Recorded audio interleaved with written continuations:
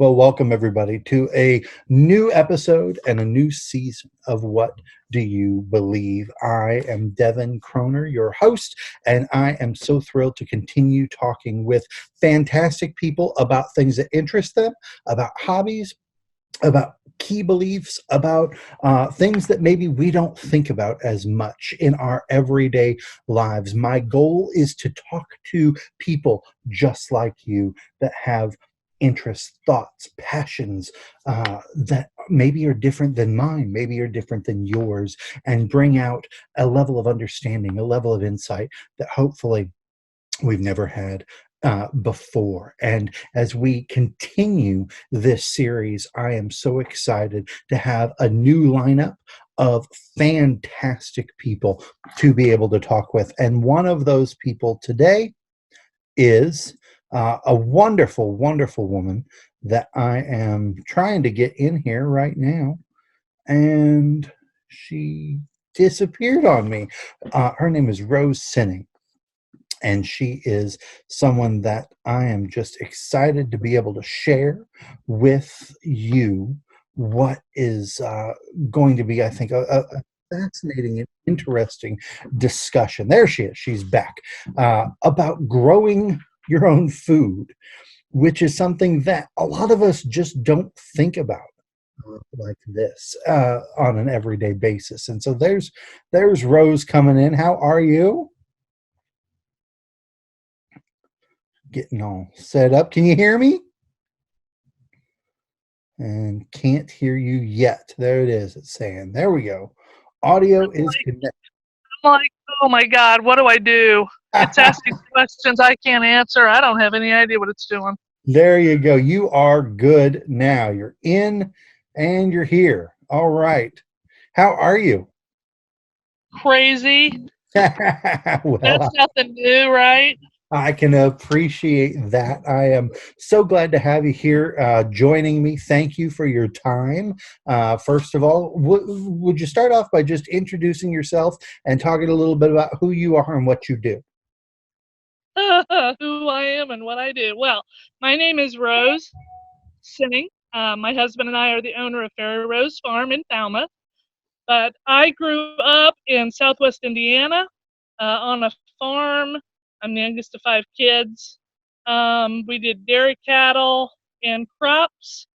At our peak, we were doing about 2,000 acres of crops, 125 head of dairy, and then beef cattle on the side. So I Wow. come from a long line of farmers. My husband and I met when we were both in corporate America doing drafting for a living. We did that for 30 years and decided to get out of the rat race. And then I moved into a organic gardening and hydroponic gardening store, and I was there for almost 15 years. Oh, wow. When that business was sold, I took my stock options out, and we started a farm, and that's what we've been doing ever since. And what kinds of things do you currently grow? So right now we are doing, we do ginger, we do turmeric. Those are our two big staples. Culinary herbs, culinary peppers. We're actually doing some Peruvian peppers this year. We're starting to see how those do. We have a greenhouse that hopefully will be getting built next week. And then we will be hopefully up and running this winter doing culinary greens and herbs for a couple of local restaurants here in Falmouth, and then expanding north or south as our customer base grows. So yeah, we're very excited about it all. Now, tell me a little bit about the process of farm before we get into kind of talking about the importance of growing your own food and the history. I know you have some very insightful things to share, but like, what is it you do? Because I grew up on a corn and soybean farm, and so I think of the early mornings, the tractors, the combines, but that's not really what you're doing. So tell us about that a little bit. We're on a much smaller scale.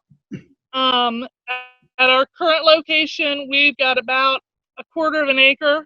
We actually just bought a property in April. We're going to have about an acre there.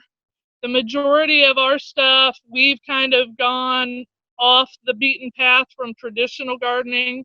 So, Hmm. for example, the ginger that we grow and the turmeric we grow is all in a soilless media in hydroponic growing beds. So, we basically have 4 foot by 8 foot tables that are about 3 feet off the ground, set up to water tanks, and they self water and self feed. So we just have to go by every few days to check in on them to make sure that they're not out of water and that nothing has, no insect damage, nothing like that's come in. But so we're kind of on a different tangent than what most people are doing. Hmm. The culinary greens and herbs will be the same. We actually will be doing those in vertical hydroponic towers.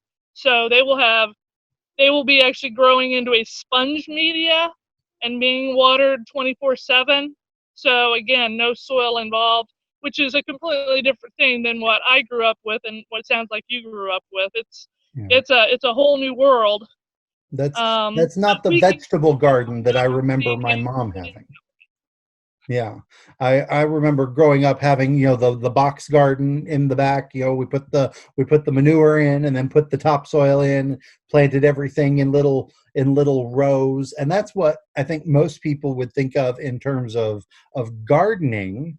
But really, they're gardening and growing your own food is something that has evolved so much and has really gotten away from so many people in our absolutely. society And today. Talk about that. right. And and the options are so much wider because the technology has come forward. So, our local extension office this year, one of the things that they did was there are a lot of senior citizens with a lot of food insecurity in our county specifically. So Hmm. she takes 5-gallon buckets, fills them with soil, and grows tomato plants up, and then takes those out to the seniors, and they can grow a tomato plant in a 5-gallon bucket sitting on their front porch. Wow. So, I mean, most people, when they think about gardening, they have this vision of this giant plot of dirt and all the tools and all the tractors and all the stuff. And Hmm. it's like the reality is you can do a 1 foot by 1 foot or a 4 foot by 4 foot, and Hmm. you can still grow a substantial amount of food out of a much smaller space. Hmm. City dwellers grow on fire escapes all the time. And they're either putting them in some kind of containers or they build themselves a little planter box. So everyone has that vision of the old fashioned agrarian method in mind, but Hmm. the reality is modern times call for a completely different thing, and most people don't even know what their options are at this point. Right. And a lot of that is because we as a society are so far removed from agriculture as a whole that most people are intimidated by that and don't even want to try to plug back in because they think it's going to be some big overwhelming process and you have to have all this stuff when in fact it's really not that much different than growing a house plant in your apartment. I mean, that's the reality. Wow. That is again way different than what I remember growing up. And I've always known that you could do little box gardens if you lived in an apartment, little herb gardens. But farming in itself is such an important part of our culture and our society and who we are. We talk all the time. We hear all the time commercials about thank you farmers and all that. But what you're really wanting to focus on here is kind of the individuality of it for people who may be watching who've never thought about growing their own food. But step back and tell us a little bit of the history of growing food in specifically in our culture. Okay. I'm going to grab my notes now because I couldn't memorize all this if I had to. So I got some stuff wrote down while I was in a better state of mind than I am right now because my phone is crazy. So in the mid 1800s in America, 90% of Americans lived on a farm. By the mid 1900s, that number had dropped to 37%. And today, 7% of Americans live on a farm, which is staggering when you consider how many people there are in America. One farmer today grows enough food to feed 139 people. The biggest problem with that is the average age of a farmer in today's world is in the 60s and 70s. So part of our reality is those people are quickly aging out of the system. And if people aren't plugging back in to replace them, that 7% is going to go, even farther down. And that just puts a bigger pressure on the agriculture system as a whole. And it's like if you're relying on the grocery store for your food, there's going to come a day if things do not turn around where the grocery store is not going to have enough. That is just the reality of our society now. Wow. Now you said that 7% of Americans live on farms. Now, again, I grew up in Central Illinois, lots of corn, soybeans. A lot of that stuff is not the direct to consumer, like the corn that we grew on the family farm. I didn't grow it, but that we grew on the family farm is not the corn that you buy in the grocery store. So It is the corn that is going to feed mostly livestock. mhm. So Probably 85% of it is strictly going out for livestock food, and then you'll get some in your cornmeal, food additives, but the great majority of that is a livestock thing, not a high person thing. fructose high fructose corn syrup. Yeah. So Yay. so out of that 7% though, if I mean, because again, in my area, all the farmers that I knew were the big industrial farmers growing corn and soybeans and wheat as well. But if only 7% of Americans are on farms now, and a lot of it in Illinois, Iowa, Indiana, et cetera, is that industrial crop, how many people are really growing the lettuce and the tomatoes and the cucumbers and things like that?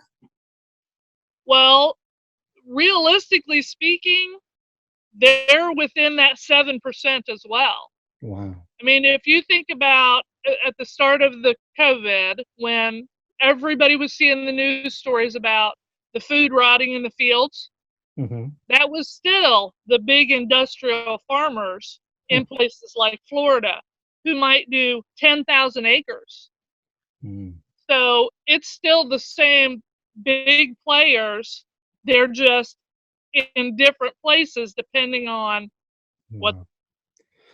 they're growing. So in the middle states, like what we're familiar with, you and I, the Mm-hmm. breadbasket, it's the middle country, and that's where all the main grain crops are going. Mm-hmm. California and Florida, they're your two big players for everything else. Hmm. So California and Florida are where your tomatoes and your zucchini and your sweet corn and your beets and your lettuce and your celery and your carrots and all of those things are coming from on large scale. Wow. But But it's the then, same big players in that game. So that 7% still takes them into consideration as well. wow. So then what do they have to be doing to the crops, to the food supply, to be able to produce that kind of quantity with so few people and in such little space? They got to feed a lot of things that are not organic. That's what they're doing to the food crops. Hmm. So when you So, talk about the genetic modifications and things like that, right? absolutely. And I will say, the big companies are doing a lot of breeding every year. The agriculture colleges are doing a lot of breeding every year. And they're always trying to breed, those new genetic lines in for more produce, more produce, more produce. Sometimes, if you're lucky, they're also trying to do better flavor, better flavor, better flavor. But more often than not, it's how make the tomatoes skin thicker so that it ships better. And that is a bigger priority than making the tomato taste good. So there are some give and takes there. A lot of the crops that we grow, we specifically buy from a handful of companies in the country that do all heirloom seeds. And heirlooms are, seeds that are at least 100 years old, and they have a much different flavor profile. But the problem with them is, for example, tomatoes. A Brandywine tomato, that's a 250-year-old genetic line, but literally you can bruise them just picking them and carrying them into the house. So there is no way they can put those into a giant semi and truck them to Kroger, because they're not going to be worth anything by the time they get there. Hmm. And the only place you're going to find those kind of things these days, if you're growing them yourself, if you're lucky enough to find a farmer's market that has somebody like us that specifically chooses the heirlooms, Hmm. even though they're a lot more problematic to grow as a whole. But that's the only place you're going to find them if you're not growing them in your own yard. Wow. So what about the nutritional content? I know you said the flavor, and they're trying to grow them to produce more crop and have, to last longer and things like that. But what is the concern, or what is it doing to the nutritional content of your blueberries, your cucumbers, your tomatoes, those sorts of things, with all of this, not just the pesticides and herbicides, but Right. the modification side of it? Well, and part of the reality there is, because they're using so much fertilizer, so many pesticides, so much herbicide, they're breaking the actual structure of the soil down to a point where it cannot withhold the nutrients like it could even 100 years ago. Right. So the last study that I found online says commercially grown produce is up to 40% less nutritious than it was 100 years ago. Wow. So if you think about that, you know, it kind of is staggering that basically we have lost almost half of the nutrition.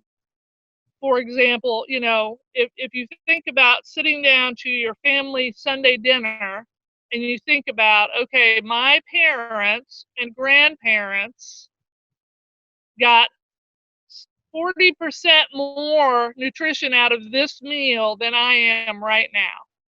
I mean, Wow. that is staggering to consider. It explains, in my mind, a lot of health issues in society as a whole right now, when you consider, okay, how much lacking our food supply is compared to them. In my mind, that only makes sense that things like diabetes and high blood pressure and even things like autism, can that all be linked to the fact that our food isn't as nutritious as it used to be? Hmm.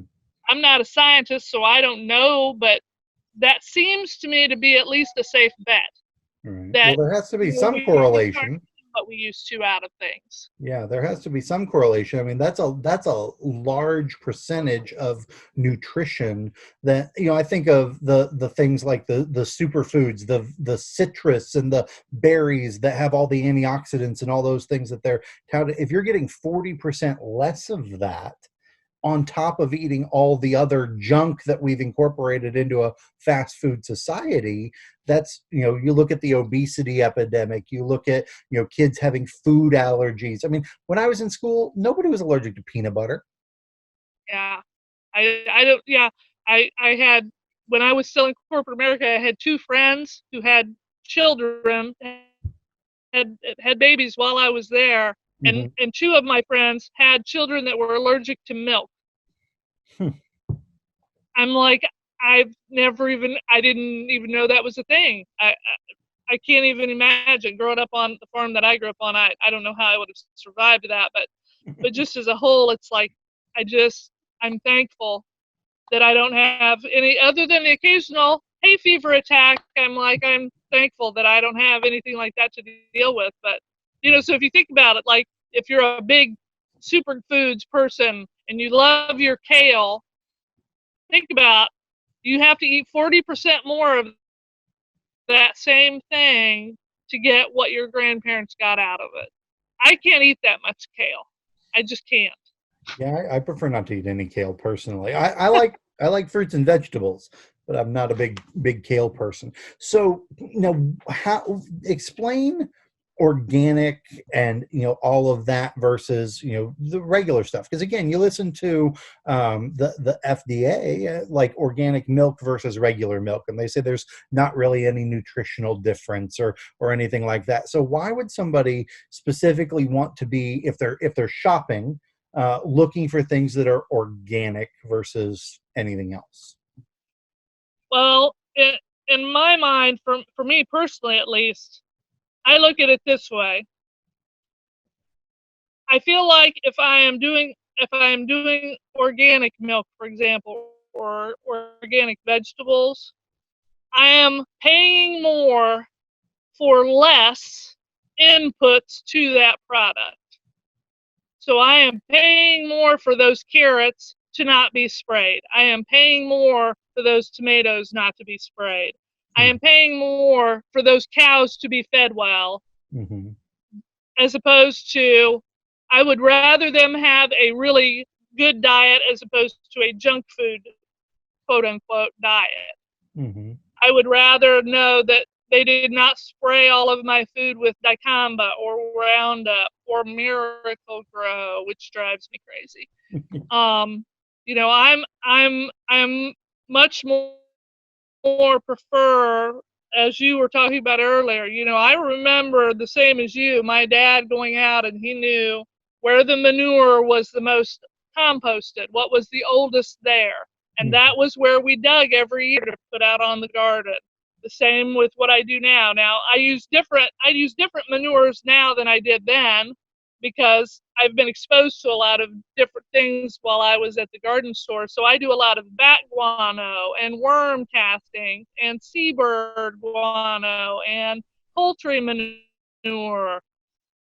And I would still do a little cow or horse if I knew that I wasn't going to have weed pressure issues, which is a whole different topic. But you know, I know that that is a natural source, but I know when I go to the store and I buy a bottle of fertilizer or a box of fertilizer and it's bright blue, I don't know what that is, but I'm pretty sure it's not natural, because I don't remember ever seeing anything on the farm growing that grew bright blue or bright pink.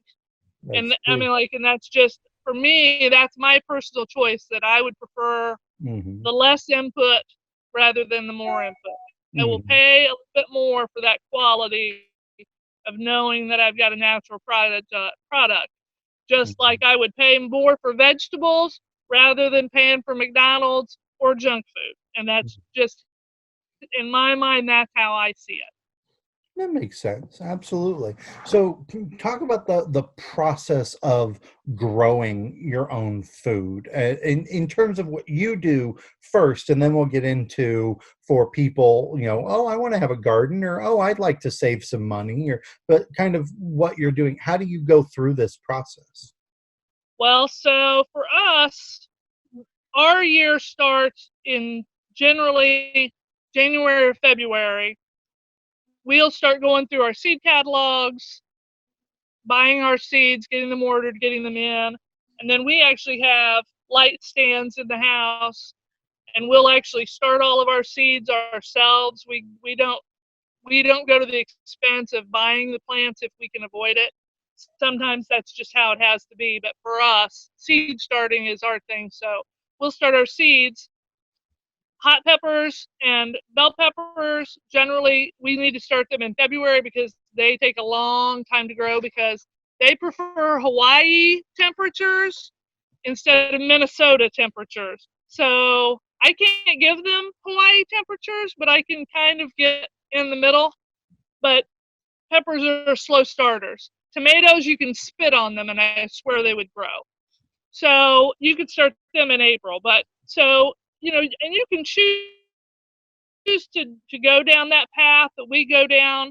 But there are lots of places that you can go and buy your own plants already started. Anyone who's ever been to a big box store, whether it's Lowe's, Home Depot, Walmart, there are lots of garden stores. And generally in the spring of the year, everybody has plants for sale. So, I mean, for a home gardener, if you're just starting out and you're like, "Well, that's just too much," there are definitely plenty of options of places that you can go and buy. Okay, I want to do 3 tomato plants this year, and this is what I'm looking for. And you go and you look at all the plants on the rack, and you decide this is the kind I want. And then it's just a matter of deciding how much space do you think that you can provide, and figuring out that space claim is going to determine how big of a garden you can have. Mm-hmm. So if you know, okay, in the backyard I can probably rope off a 2 foot by 2 foot space. There are lots of places online, county extension offices in every county. There are plenty of resources to call and say, okay, this is how much space I have. This is what I'd like to grow. Mm-hmm. Help me figure that out. Right. So for us, for example, we try and do what they call square foot gardening. And so it's a 1 foot by 1 foot square, and you determine what plants you're going to have in that square in the season. So we do a spring season, a summer season, and a fall season. And depending on what we're doing, so spring season would be cool weather crops like lettuce or kale, cabbages, things like that don't that are not affected badly by the cold weather.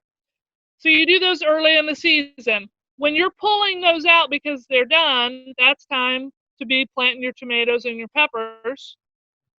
And when the summer season is done, you're pulling those out and going back to the cool weather again for the fall. So it depends on, but it all relies on how much space can you give. That's your number one thing. Mm-hmm. And then it's a matter from there of deciding what crops you want to do.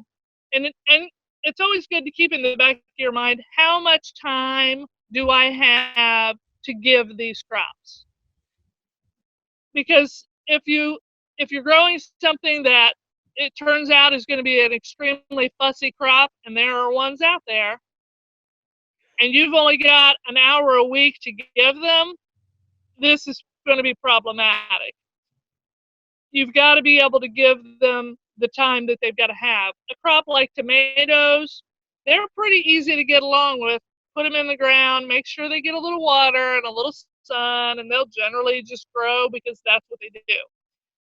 But there are definitely other plants that are unruly. There are plants that are fussy. My hot peppers can be fussy. Heirloom tomatoes can be fussy. But there are plenty of plants out there that are not, if someone's looking to do a garden. Like I said, every county has a cooperative extension service office. Um, every county in the United States has one. They're all connected to their state's land grant college or their agriculture college. In Mm-hmm. Kentucky, that would be the University of Kentucky or Kentucky State University. Those are our two colleges. And Mm-hmm. you can contact that office. Almost every one of them will have an agriculture agent, and those are the people that you can call and ask those questions. They almost always have gardening classes that they offer for free every single year because they want to help you do your garden. That's one of the big pushes for all the ag colleges is to help people grow their own food. That's one of their big things. Wow. And So what that's would be that's more of a traditional dirt soil, I should say, not dirt because we don't grow in dirt, we grow in soil. So that's your soil overview. How was that?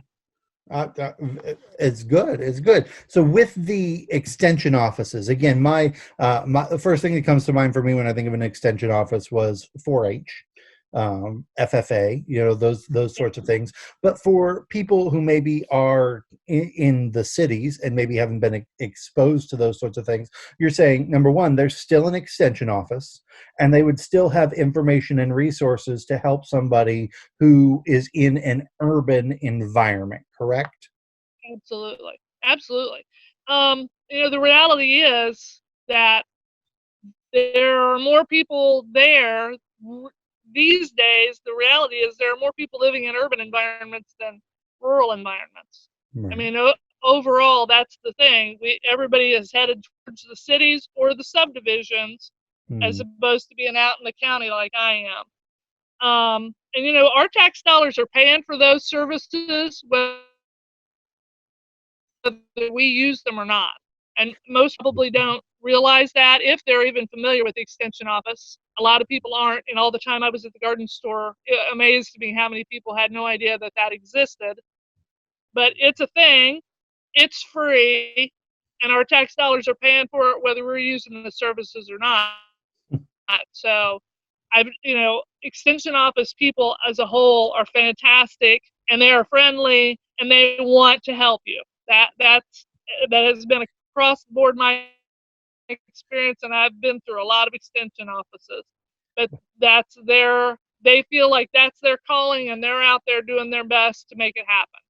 I got to give you a little extension office story here. So what you're saying about them being friendly and wanting to help you is so true. Again, I was in 4-H, had great experiences with our extension folks, but putting that with the urban environment. So the first time I was in a place where I had to go to an extension office that was in a more urban environment, I walked in and said I was there to ask some questions, and like 5 people, they're like, we haven't had anybody in a month, and they all wanted to help me. It was hilarious, because that is what they're there for. But a lot of people don't know what they do or how they can help or all those things. So it's so good to contact the extension office. How would somebody find that out the information for their local extension office? Well, you can absolutely, in most cases, go on Facebook and just type something like Campbell County Cooperative Extension Service, and 99% of the time your county will have a Facebook page. Barring that, just put it in a search engine and look for their county website. They all have them. They are required to by law. Awesome. So just go in, type in, okay, I live in Greene County, Indiana. I'm looking for my county extension agent, and it will generally always pop up. If Mm. it doesn't, at the very least, it should drop you into the state land grant college so that you can contact them directly and say, who would I contact for this information? If for some reason they don't have an agent in your county for what you're specifically looking for, generally the college itself will contact you directly to get your questions answered. Mm. And I again, I want know to last year we emphasize. had looked at, go ahead, dear. Well, I was going to say, I want to emphasize that a lot of the resources that they have available are free. A lot of the classes, things like that, are free resources for And a members of the lot of community. them now are scheduling, yeah, a lot of them are scheduling classes and stuff. And this year that's been pretty much online the whole way through. And Mhm. they almost always have that event stuff all listed on like a Facebook page or a website so that you can go on. 99% of the time, they request you to register ahead just so that they can get a head count. But yeah, but it's generally not a requirement. You can show up the day of the class or call the day of the class or log on the day of the class, Mhm. and they're going to be happy to see you in whatever manner that happens. Yeah. Something else, just as an aside, if Mhm. you wanted to attend a class and you weren't available that day, if they don't happen to be doing a webinar, which a lot of them do now, you can always contact them after the fact, and they will be happy to mail out whatever handouts or what have you they had for the class. They'll just toss them in an envelope. You give them your address or give them an email, and they'll send you, the files online, just so that you, in whatever manner you need to. If you're interested and you can't make the class, they will still get the class information to you if you want Mhm. them to. Hmm. Awesome. So let's back up now a little bit to the actual gardening. So aside from the fact that the food is just more nutritious when you're growing it yourself or getting it from a local farmer because of the not having all the modifications and all the herbicides and pesticides and things like that, why else is it a benefit for me to be growing, to set aside some time and set aside some space, whether I'm in the city or in a suburb? Why is this a benefit to me, besides the nutrition factor? Well, I actually have a list because I knew I would never remember it. So the number one thing is the food is more nutritious because it's not, it's not trucked in, it's not all the crazy things we already talked about. The number two thing is that you can control what you grow and how you grow it. So you have the gamut of, if you want to go down the start it from seeds, you have a much broader range. But even if you can't do that part, you can go looking for the seed people. The county extension office can help you find the people who are the ones who are starting from seed and are selling their plants. There are plenty of us around that are more than willing to do that, to share what we have. Hmm. So instead of just having the three varieties of red tomato that you can get at Home Depot, I've got a friend over in Union, Kentucky who grows somewhere generally every year between 50 and 60 varieties of tomatoes to Didn't even know there start were that every many. to sell. Oh, there are hundreds of Wow. all different colors. So I mean, and most people may not realize how that is. Just talking about tomatoes: red tomatoes, pink tomatoes, orange tomatoes, yellow tomatoes, striped tomatoes, green tomatoes that are ripe and green, white tomatoes. How many of those have you ever seen sold in a garden store? Not very many of them. But some of them are the most phenomenal things that you have ever tasted. And so, that's part of you doing it. You make that decision and you open up that Pandora's box, if you will, of, oh, look at all the choices I have. How are we going to decide? You make those decisions and you just have that giant that giant box of, oh my God, how many tomatoes can we possibly grow? Look at them all. It's fantastic.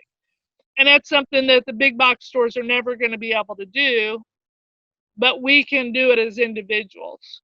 Hmm. So, it just gives you a little more power over making that decision. Okay, I need a tomato that's not going to grow as big. Maybe you want something that's going to be a patio-sized tomato. Well, there are plenty of them out there.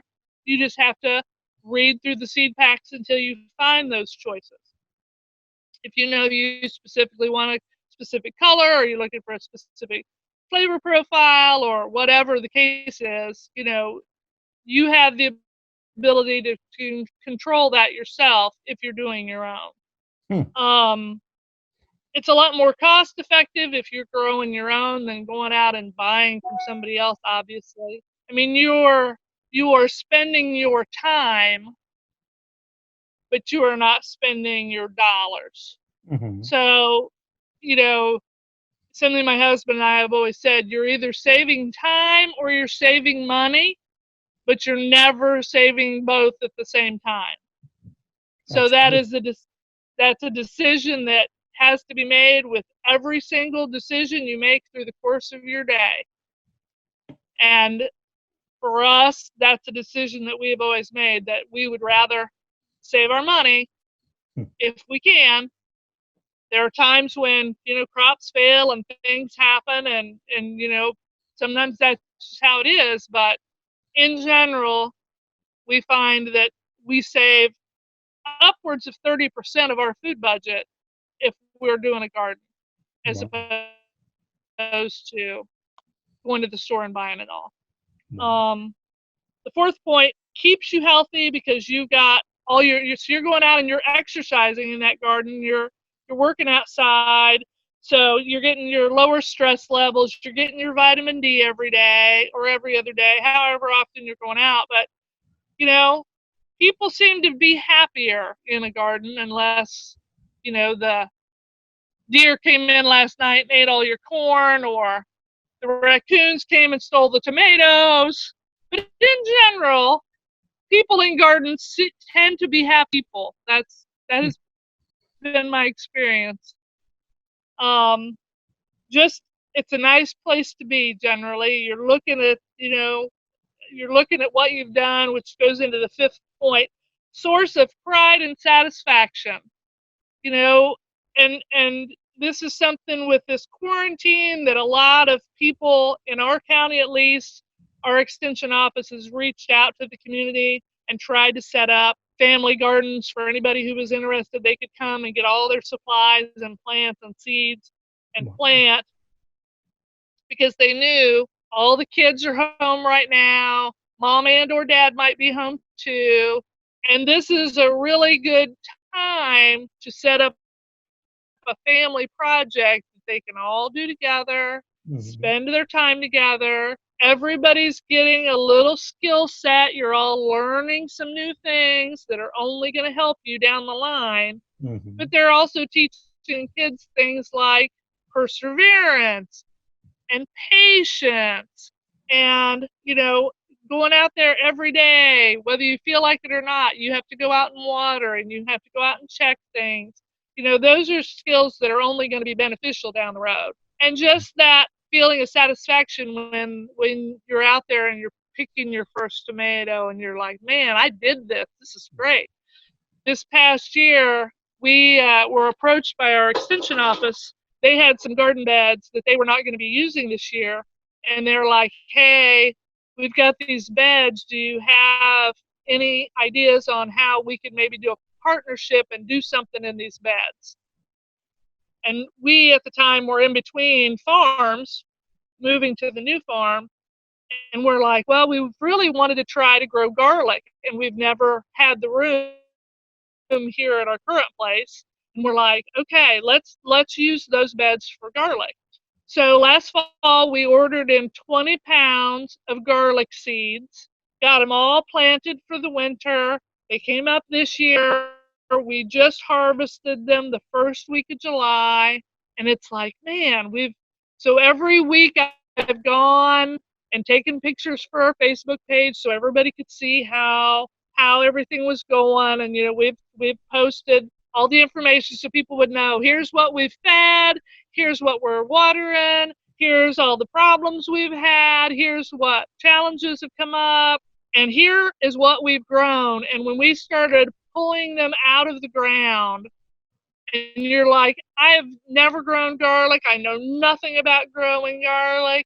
And when Mhm. I pulled the first garlic cloves bulbs out, they were baseball size. And I Wow. was like, man, this is the best thing ever for not knowing anything. And this is what we got. Imagine what's going to be next year when we actually kind of know what we're doing. I might have softball sized garlic next year. And it's So, like, man, all day. We were super excited all day. For that, probably that whole week, we were just happy, happy, happy because this stuff was awesome. Every time we look at it, we've been slicing it and dehydrating it. We've been grinding it up and selling fresh ground garlic powder at our farmers market. Everybody loves it. And mhm. every time someone comes back to buy more and they tell us how great it is, we're just like, man, that makes every part of this worthwhile. And I think to myself, I wish everybody would do this for that reason. It's like, you think it's hard, and sometimes it is. I'm not going to say it's not, but it's not as hard as people think. Mhm. And if they could all get that same self satisfaction that we get every time we're picking things or putting stuff in the dehydrator, or it's just awesome. And I wish everybody would do it because it's not as difficult as you think it's going to be, and Mhm. it's so worthwhile overall. Wow. So you talked about the cost savings on the grocery budget, and then you didn't specifically say cost savings, but the exercise. You can gym memberships or things like that you can save that way as well. But there's also the sustainability side of it that plays into not just putting food on the table, but a cost saving. And especially, you talked earlier about people who have hunger, food shortages. They don't have enough. They don't make enough money to buy what they need. Things like that. So there are several different ways where this can all kind of converge together to improve quality of life. Really, is what you're saying. Absolutely. Well, and it's like I know in our farmers market, but our county in general, it's like there are several organizations here in Falmouth that have free food gardens, basically, and they have volunteers that are running those gardens, and all the produce that comes out of those gardens are going to like St. Vincent de Paul, to the local food banks, Hmm. and they're donating all of that stuff out. Our farmers market, at the end of the day, if we have crops that we have left over, we have an option through our local WIC provider that we can take anything that we, at the end of the day, have that we know we're not going to be able to do anything with and it's not going to store long enough. We can just take right down to them and donate it, and they will disperse it out to people. um, and it's like my background there would be, so my dad was the oldest boy of 11 children, and they grew a huge garden. This was back in the 1920s, 1930s, 1940s, the war years when everything was rationed, everything was shortages. And it's like, had they not done that garden and put stuff away, I don't know how they would have survived. That's the reality. So, you know, the extension offices and other organizations are trying to teach people now how to go back to some of those skills, how to can for yourself, for example. But I'm like, a lot of things like zucchini, for example. There's always an abundance of zucchini in the summer. Everybody has a friend with zucchini. And it's like, what do you do with it? Well, you make zucchini bread. Well, what else do you do with it? Well, you can do any of these other things, but it's like, zucchini is one of the easiest things to put in your freezer for later because you don't have to do anything to it except wash it. You can wash it, you can slice it up, you can chop it into squares, you can shred it, whatever you're going to do, you put it in a Ziploc bag and you put it in your freezer. You can grill it. It's pretty easy. It's not, I got to boil this down, I got to add this stuff, I got to Hmm. put it in this water bath, in this jar, and this lid, and for so long, and it's very complicated, and I'm not interested in that. It's like, okay, canning might not be for you, but there are plenty of things out there that you can chop up, put in a Ziploc bag, and put in your freezer. I didn't realize zucchini was something that you could freeze like that. Because I know cucumbers, which are not the same as zucchini, uh, are not really as freezable, and they're also not grillable, which I found out the hard way. I actually grilled some I have never cucumber. considered trying to grill a cucumber. Well, I was responsible for dinner, and my wife told me there's some veggies in the drawer you can grill. I was like, wonderful. And I grabbed the cucumber, and I know the difference between a zucchini and a cucumber, but I wasn't paying attention. And I just sliced it up, put it on the grill, brought it in, and she looked at it and she was like, what is that? What did you do? It was not good. It was good. Yeah. So I will take your word for it. I will not try that trial by error. the steak But was good though. Uh, what are some easy vegetables if they don't have a lot of time and maybe they don't have a lot of space, maybe they live in an apartment or a condo or have a house but a small yard, but they say, you know what, I want to save some money, I want to eat healthier, I want to do this and incorporate this into my life and my family. What are a few things that they could look at starting to grow? one of the hands down easiest plants you can possibly grow is tomatoes. My second thing would be lettuces. Both of them super easy. So, lettuce, just go to the store, buy your pack of seeds. You're probably going to pay $1 or $2. Mm-hmm. You're going to get probably 200 seeds in that package. And I will say, in all of my years of experience, I would say out of those 200 seeds, 198 of them are going to grow. It is extremely rare that a lettuce seed will not grow in some manner. So they're very easy. The only thing I will say is this time of year, lettuce will not grow unless you have them in a nice air conditioned spot. But they are the first things to grow in the spring. They're the last among the last things to grow in the fall. They like the cooler temperatures. They can take some heat, but not a lot. But you Mm-hmm. could do lettuce for the first part of your season, put a couple of tomatoes out for your summer. Zucchini squash are another thing that just grow. They're very easy to grow.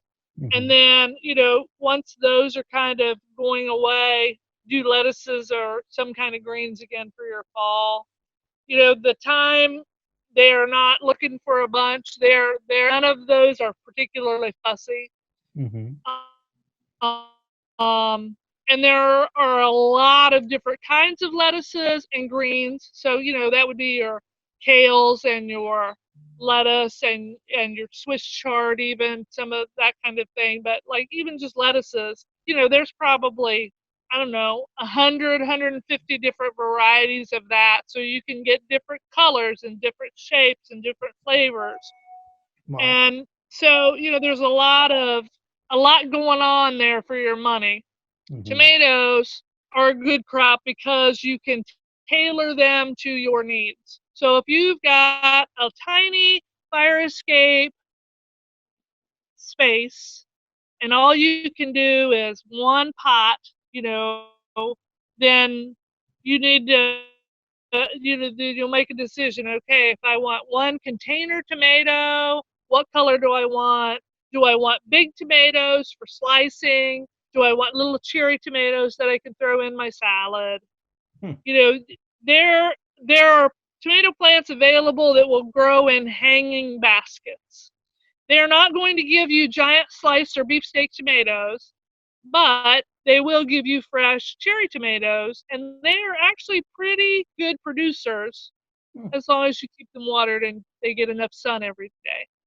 Wow. If you absolutely do not have a space where you can put them out in a sunny location, there are lots of places these days that you can go, Amazon among them, to get a set of grow lights, which could be nothing more than two fluorescent lights that if you're like me, that's what I remember in my dad's workshop when I was little. The old fluorescent shop lights. Well, Mm-hmm. now they have LED versions of those, but you can totally put a plant under that and it will totally grow. There are absolutely more whiz bang cool lights out there if you're interested in them, but they aren't necessary for doing most things indoors. So, it's a matter of, because I'm like, as I know, I had friends that lived in an apartment for years, and they were one of the interior apartments, so they had no patio. And so we set them up. We actually went to the store and basically bought them a metal shelving unit, one of those, 2 feet deep by 4 feet wide. And we bought little strip lights, which were fluorescent then. They're LEDs now. But we had little lights hung on each shelf, and they grew little tomato plants, and they grew lettuces. So they had salad all winter, even all year basically, but all winter when nobody else did.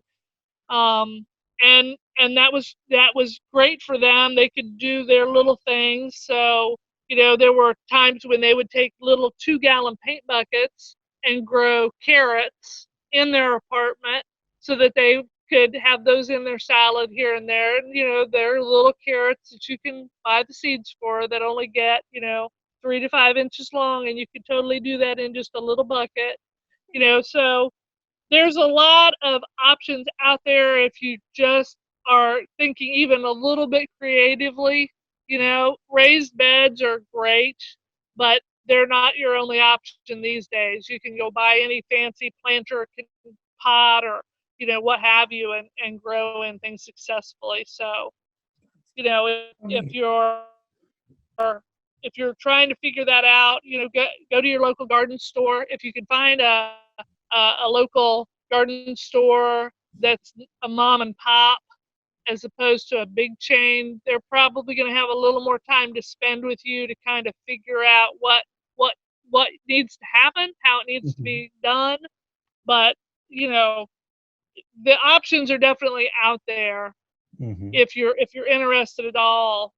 You know, do a little research and go looking, and you're going to probably be amazed at what you're going to find. That's so neat. So really, what you're describing, it doesn't matter if you have a really big yard, if you have just a balcony, if you are in an interior apartment and have nothing but a window, even, you can find a way to grow something that can be sustainable, save you a little bit of money, and is going to taste good and also probably have more nutrition than what you're going to buy if you buy that exact same thing at the store. And I That's know one of the things that is really taken off as a whole now, and a lot of people do this, especially if they're doing interior spaces.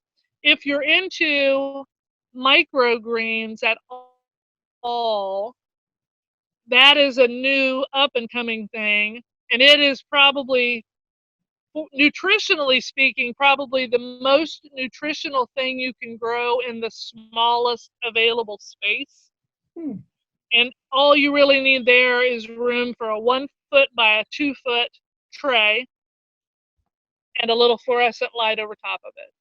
And you can grow things like wheatgrass or sunflower seed sprouts or broccoli seed sprouts. When I was to say, in 2006, I had cancer. And one of the things that was on my cancer diet was broccoli sprouts. Nutritionally speaking, they're one of the best nutritional sources for everything. hmm, And I was going to Kroger and buying them, and that turned into a very, very expensive thing very quickly. And then I got online and did a little reading and realized, oh, I could totally do this at home. And so I would harvest a new patch, basically a 6 inch slice out of my 2 foot tray every week. And that was every time I had a salad, every time I ate, I would cut a little bit of those off. And so I always had a full tray and then another tray started. So every week I would take a 6 inch thing. So it was just a matter of learning my rotation of, okay, every week I'm harvesting this many and I'm planting that many. wow. And once I got that started, every week I would take my 6 inches off and I would plant 6 inches new. Hmm, So I was on a 4 week rotation and I never ran out. I never had to go to the store and buy them. I hmm. didn't have to spend all that money. And literally, I did that in a 1 foot by 2 foot space with a little fluorescent light over it. And it was great. How neat. And I bet you didn't have any weeds As long doing as it you that could way either. keep your cat out of it. Oh, well, I'm sorry, okay. say that again? I said, I bet you didn't have any weeds doing it that way. No, which was fantastic. I'll tell you one story here before we wrap up. So again, I 4-H, I did gardening, I did agriculture stuff as well as horses and 4-H. But I learned how to plant a garden and tend a garden and all that as part of it. However, I didn't really keep up with those skills. So after my wife and I were married, my mom came to visit us when we were in Kansas, and her gift to us was to plant this wonderful garden in our backyard. And she did all of it. She prepared the beds, she did the rows, she labeled everything, she put up the fencing to keep the rabbits out, all of it. She said, all you got to do, Devin, is you got to water it and weed it and then just wait for things to grow. That's it. And she told me what I needed to water and how. And so I remember I got some lettuce out of it, very, very exciting. And then I went out one day and there were all these little weeds all over in this one patch. And I was like, oh, I don't want that to so I pull all these little weeds out. They were all the carrots. She It's like, planted oh four no. she planted 4 rows of carrots in our garden, and I pulled every freaking one of them out. Yeah, when my sister moved into her new house,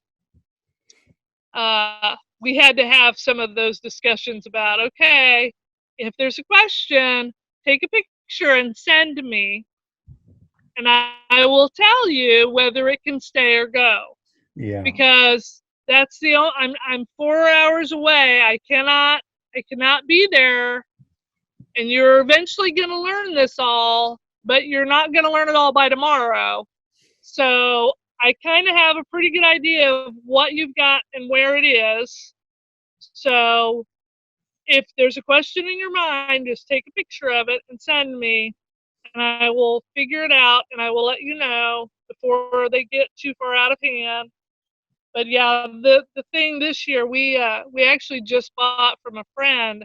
He had a bunch of skylights in one of his barns that he was like, I'm gonna build a greenhouse with these. That was his vision when he bought them all. Mm-hmm.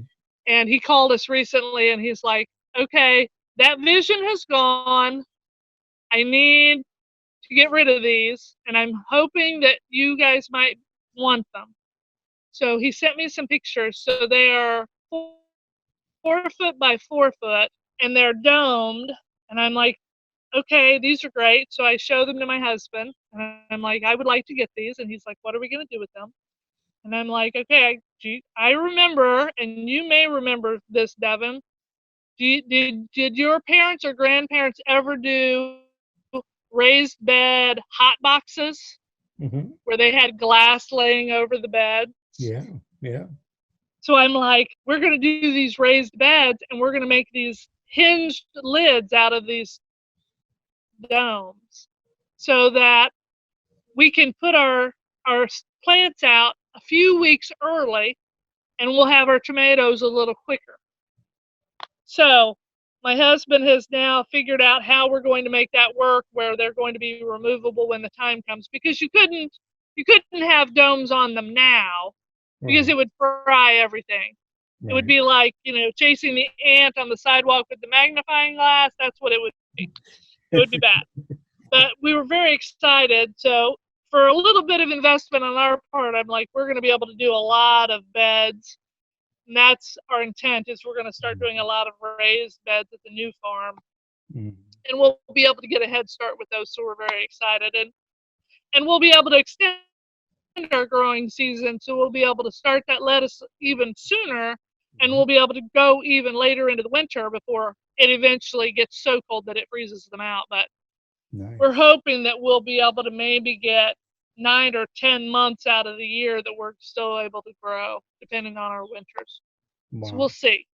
But So we're it hopeful. definitely sounds like one of the things that you believe is that it is important for people to know how to do this on their own, at least to some level. Why? I guess in a Absolutely. nutshell, as we wrap up, why do you think this is so important for people to, whether it's just a tomato or a full garden, be involved in growing their own food? Well, on the grand scheme of things, if COVID has taught you nothing else, I hope it has shown you the flaws in our food system, and the fact that someday you're going to go to the grocery store and they may not have anything. And what are you going to do when that day comes? Is that's the bottom line for me, is I do not want to rely on the government or a third party to make sure that I am fed. Secondarily, I don't mind having extra that I can share and or barter, because I'm all about a bartering system as well. So I'm perfectly happy to grow a bunch of tomatoes and trade somebody for the corn that I do not grow. that's a win-win for both of us. Sure. But in the bigger scheme of it, I just feel like it's only sensible to be responsible for yourself Mm. and to be able to, even on a small scale, be able to feed yourself if it comes to that. I think Mhm. everybody should have that skill.